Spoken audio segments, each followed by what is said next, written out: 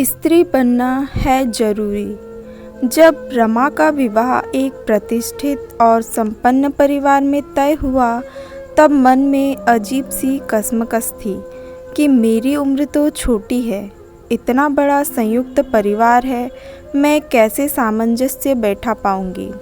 अभी तो किसी भी कार्य में दक्षता नहीं है। पारिवारिक रिश्ते नाते रीति रिवाजों की पर्याप्त समझ आने में तो बहुत समय लगेगा।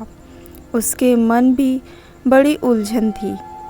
पर विवाह उपरांत जब घर में गई तो सारी स्त्रियां केवल स्त्रियां ही थी।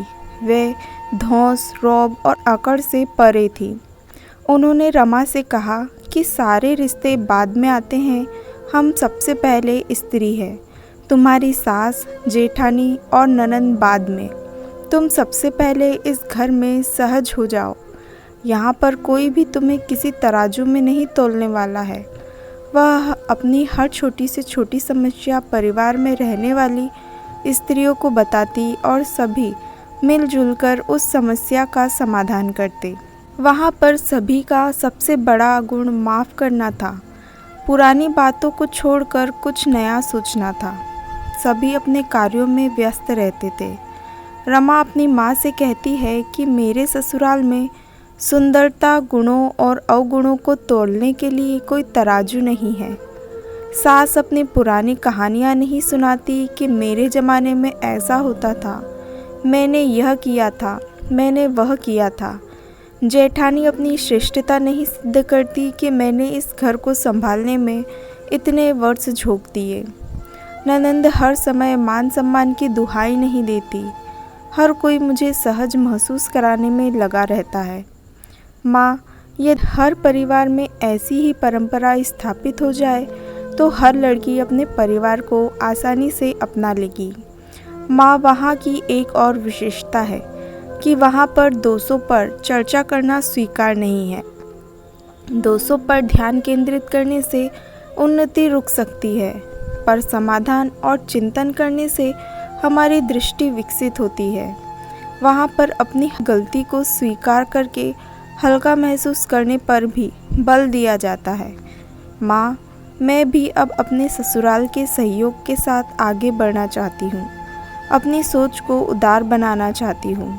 माँ रमा के वाक्य सुनकर मन ही मन उस परिवार के प्रति धन्यवाद और मन से दुआएं दे रही थी, जिस परिवार ने उसकी बेटी की ज़िंदगी आसान कर दी। कभी कभी दुआएं भी बरकत पैदा करने में सहयोग होती है। शायद रमा के ससुराल की भी यही खासियत थी। रमा की माँ मन ही मन ईश्वर को धन्यवाद दे रही थी कि बेटी की सोच और परिवार की सोच में कितना अच्छा तालमेल दिखाई दे रहा है। भविष्य में मेरा होना या ना होना मेरी बच्ची की खुशहाली के लिए ज़रूरी नहीं होगा। वह आगे की यात्रा अपनी सकारात्मक सोच और पारिवारिक सहयोग से तय कर लेगी।